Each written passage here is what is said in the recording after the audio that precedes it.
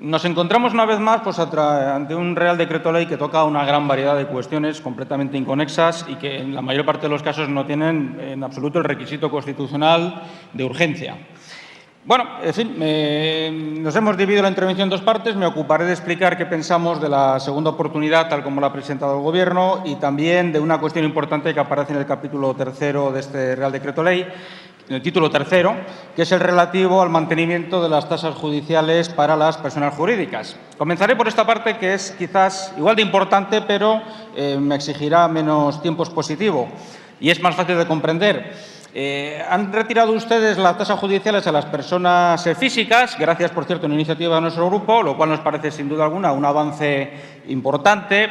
Como pasa también con este Real Decreto Ley, aquí se mezclan avances importantes con medidas cicateras, rácanas, insuficientes que mantienen los problemas. Y uno de ellos es que ustedes dejan las tasas judiciales vivas para las personas jurídicas, que en este caso son sobre todo una enorme cantidad de pymes, muchas de ellas muy pequeñas, y también ONGs y otras asociaciones que en su calidad de personal jurídicas van a tener que seguir pagando tasas, lo cual va contra el tan proclamado, por su ministerio, por cierto, señor Guindos, el tan proclamado objetivo de apoyar a las pymes para crear empleo. Si las pymes tienen dificultades para acceder a los litigios en justicia y además tienen que pagar tasas, cuando en muchos casos son pymes que tienen un nivel de renta y económico mucho menor que muchas personas físicas, pues realmente lo que estamos haciendo es exactamente lo contrario.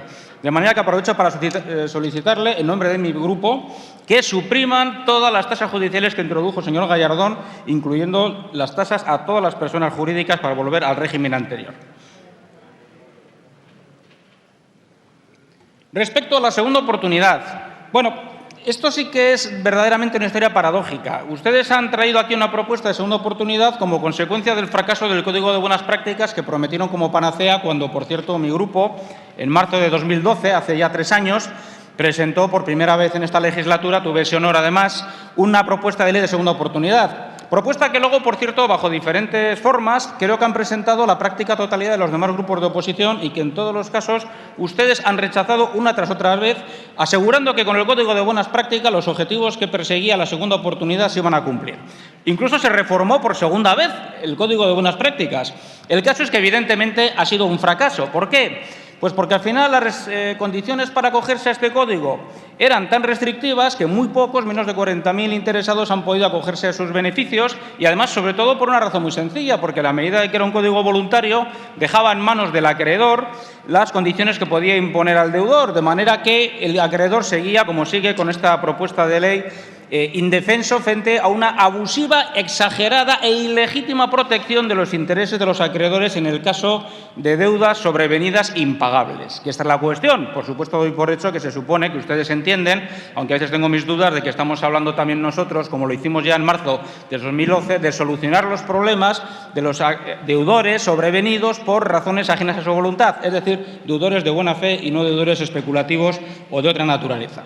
Bien. Como decía, ustedes en todo caso han estado rechazando todas las propuestas que se han hecho de segunda oportunidad. Nos traen ahora esta. La excusa con la que rechazaba las anteriores y que ahora, por cierto, no explican por qué ha desaparecido, es que esto ponía en peligro la solvencia del sistema bancario y, de hecho, tendría efectos contraproducentes como encarecer el crédito hipotecario y, por lo tanto, ralentizar aún más el despegue de la economía. Es más, decían que precisamente si no se podía aprobar la ley de segunda oportunidad era porque, debido a la crisis económica tan profunda que atravesábamos, el hacerlo sería contraproducente para salir de la crisis. Miren, es una excusa muy mala, porque ustedes saben perfectamente, y usted lo sabe en particular, señor Guindos, que los países de nuestro entorno y los países del mundo desarrollado con una economía más próspera y que han conseguido salir de la crisis antes que España y donde la crisis ha sido menos profunda, tienen todos ellos leyes de segunda oportunidad. Y que tanto el Fondo Monetario Internacional como la Unión Europea, como otras instituciones internacionales como el Banco Mundial, han hecho reiteradas recomendaciones a todos los países, por supuesto incluido España, para que tuvieran leyes que liquidaran las deudas impagables sobrevenidas por causas ajenas al deudor. España carecía de esa ley y, por cierto, cuando se apruebe este Real Decreto va a seguir careciendo, ahora lo explico. Pero me pregunto por qué ustedes nunca han caído en la cuenta de que quizás esta sea una de las razones de que nuestra crisis haya sido más prolongada y más profunda y con mayor daño social en términos de aumento de la desigualdad y aumento de la pobreza que esos países a los que se suponía que ustedes querían, en fin, compararse al menos, actuando, por cierto, de una manera completamente diferente. Fíjese, la consecuencia del rechazo del Grupo Popular a todas las propuestas de ley de segunda oportunidad ha sido la siguiente, que casi 120.000 familias desde el año 2012 han ido perdiendo su vivienda habitual. No estoy hablando de segundas viviendas, de residencias majestuosas, ni de naves industriales o locales comerciales. Hablo de su vivienda habitual. Según datos oficiales de su propio Gobierno, en 2012 la perdieron 38.961 familias. En 2013, 39.051 familias. El año pasado, 2014, más de 40.000, lo cual suma más de 120.000 familias. Y además, un número desconocido, en fin, no calculado todavía, han tenido que sacrificar prácticamente cualquier otro gasto o inversión para dedicar la mayor parte de la renta familiar a pagar los créditos hipotecarios pendientes, con resultados como el aumento de la pobreza infantil, la pobreza energética y otras más. Para más INRI, fíjense, encima los bancos que ejecutaban estos lanzamientos hipotecarios en muchísimos casos han sido rescatados con fondos públicos que han pagado esas mismas personas que luego han sido privadas de su vivienda habitual por su negativa a hacer una auténtica ley de segunda oportunidad. Verdaderamente no se puede ser más cruel, menos compasivo con los ciudadanos y no se puede tener un menor sentido de la justicia.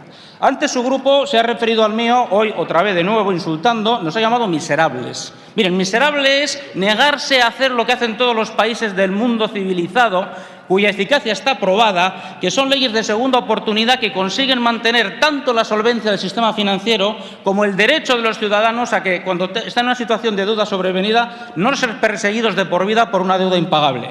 De hecho, en su propia exposición de motivos dicen ustedes, en el Real Decreto Ley, que el objetivo de esta medida de segunda oportunidad es impedir el lanzamiento a la economía sumergida de los que son víctimas de deudas impagables. Luego están admitiendo, ustedes mismos, que en estos 3 años en que se han negado a aprobar estas medidas, han arrojado a la economía sumergida a una cantidad desconocida de ciudadanos, que incluyen a pymes y autónomos arruinados también, muchas veces por la morosidad de las administraciones públicas. Es decir, que con su actitud absolutamente, ¿cómo diríamos?, más bancaria que la de la banca, más papista que la del Papa, lo que han conseguido es que aumente el fraude fiscal, que aumente la economía sumergida y así como diablos van ustedes a reducir los impuestos y lo que hacen es disminuir la base impositiva social porque lo que hacen es expulsar a la economía sumergida a cantidad de personas emprendedoras que podrían tener un futuro económico de existir una ley de segunda oportunidad. Pero, en fin, se dice que nunca es tarde si la dicha es buena y nos han traído por fin entonces una propuesta de segunda oportunidad. ¿Pero realmente lo es? Pues no lo es. Y no lo es porque la esencia de la ley de segunda oportunidad no es otra, bajo sus diferentes formas, que existen muchas variantes, por supuesto, que la liquidación, la exoneración, para que nos entienda todo el mundo y no perdernos en tecnicismos que a veces se utilizan para enterrar el contenido de fondo. La ley de segunda oportunidad lo que hace es eliminar la deuda impagable que tenga un deudor. ¿Qué ocurre con la propuesta que hacen ustedes? Que esa deuda no se extingue, que esa deuda no se elimina, porque durante los 5 años siguientes al concurso de segunda oportunidad, si el deudor recupera su patrimonio o hace un patrimonio nuevo, el acreedor puede resucitar esa deuda pendiente y volverle a reclamar a él o a su fiador el que pague esa deuda que, por lo tanto, no se ha extinguido. Y si no se ha extinguido la deuda, no es segunda oportunidad, ya le pueden llamar como les dé la gana. No es verdad, es un timo. Es un sistema que efectivamente introduce algunas mejoras que eran absolutamente evidentes, que también propuso nuestro grupo cuando se discutió y debatió la reforma de la ley concursal, es permitir a los particulares que hagan el concurso de acreedores, acuerdos prejudiciales, convenios con el acreedor, etcétera, pero resulta que dando al acreedor el absoluto privilegio sobre el deudor de que puede resucitar la condición de deudor de ese sujeto sometido a una segunda oportunidad que no ha sido tal. De manera que lo que tenemos aquí es un sistema de aplazamiento de la deuda, no de exoneración, no de liquidación, no es una ley de segunda oportunidad. No llamen a las cosas con nombres que no les corresponden, digan que es una modificación de la ley concursal en determinadas condiciones. Muy bien. Pero si no se extingue la deuda, no es una ley de segunda oportunidad. No vamos a cansarnos de repetirlo. En fin, sí, no me voy a cansar. Ya sé que ustedes son totalmente impermeables a los argumentos y que les da todo exactamente igual. Pero, en fin, a la sociedad no, y dentro de poco lo van a poder comprobar. Miren, esto en realidad sí que es una ley de segunda oportunidad, pero para el Partido Popular. Esto es lo que ocurre, no para los ciudadanos a los que ustedes en el fondo desprecian. Esta es la cuestión. Desde luego, nuestro grupo no va a poder apoyar la convalidación de este Real Decreto en estas condiciones. Gracias.